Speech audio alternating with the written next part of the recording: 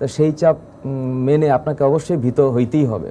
তো আমি হচ্ছে একটা সোলফুলি একটা মানুষ, আমি আমার এডটেকে আমার প্ল্যাটফর্মে আমার ফাহাদস টিউটোরিয়াল টিমের মধ্যে যারা আছে এরা সবাই স্বাধীন চেতা, এখানে কেউ চাকরি করে না, মানে এটা বললে বস রাগ করবে, এটা করলে চাকরি থাকবে না, এই ধরনের সিচুয়েশন আমাদের কালচারে নাই। তো আমরা এক একজন হচ্ছে এক একটা মানুষ, ব্যক্তি মানুষ, তো আমাদের ভিতরে এই ক্যারেক্টারটা নাই। এই কারণে আমি এটা ফিল করি না যে আমার উপরের মহলের বস আমাকে বলল যে এইটা করা যাবে না এবং করলে এই হবে, এই ধমক আমাকে দেওয়ার মতো তখন তখন কেউ নাই, তখন কেউ ছিল না আর থাকবেও না। তো তখন আমার মনে হয়েছে যে যারা অ্যাকচুয়ালি গা বাঁচায় চলছে এরা পরিবারের কথা চিন্তা করছে, এরা চিন্তা করছে কি হবে, মানে আবার ঝুট ঝামেলা, বাচ্চারা কি করতেছে, পুলিশ যদি আইসা মানে একটা অ্যাক্টিভিটি করে তাহলে তো এরা থাকবে না, এই চিন্তা করেই হচ্ছে ওনারা পিছনে ছিল। সেফ সাইডে থাকার তো সবাই চেষ্টা করে, কার এত সাহস আছে বা কেনই বা সাহস সে করবে, এত সাহসে কেন দেখাবে আর কার বিরুদ্ধেই দেখাবে, এই জন্য এইসব চিন্তা করে হয়তো তারা মুখটাও খোলে নাই বা বাচ্চাদেরকে বলছে যে তোমরা একটু মানে আন্দোলন করো না।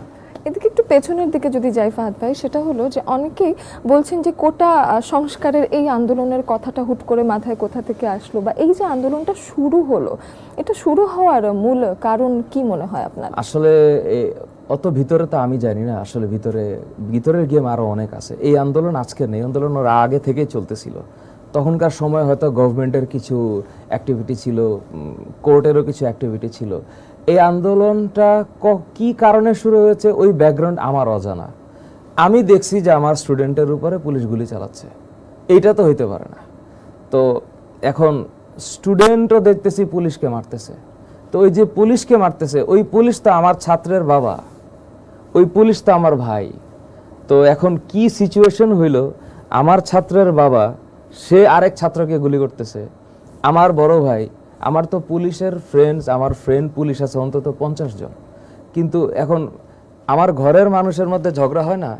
তো এই যে ঘরের মানুষের মধ্যে ঝগড়া হচ্ছে, এই ঝগড়ার না মানে কি বলে এটাকে, যে অরিজিনটা এটা আসলে অন্যজন প্লে করতেছিল, মাঝখানে পুলিশ এবং ছাত্র হয়ে গেছিল একটা প্লেয়িং ক্যারেক্টার।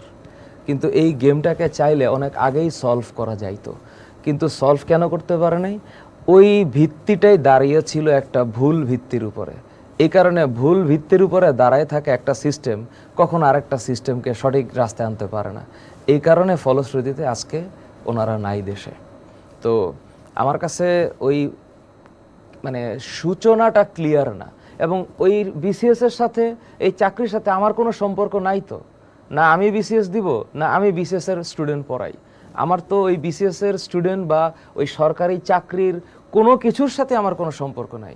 কিন্তু এটা আমাকে ট্রিগার করছে যে আমার বাচ্চাগুলো যেগুলো ফার্স্ট ইয়ার সেকেন্ড ইয়ারে পড়ে, ইন্টার ফার্স্ট ইয়ার সেকেন্ড ইয়ারে, এগুলো হচ্ছে ওই রাস্তায় যাচ্ছে, তারপরে হচ্ছে ওরাও অন্যায় অবিচার করতেছে, ওদের বিরুদ্ধে যারা দাঁড়াইছে তারাও অন্যায় বিচার করতেছে, ওই জায়গাটাতে তখন আমার ট্রিগার হয়েছে।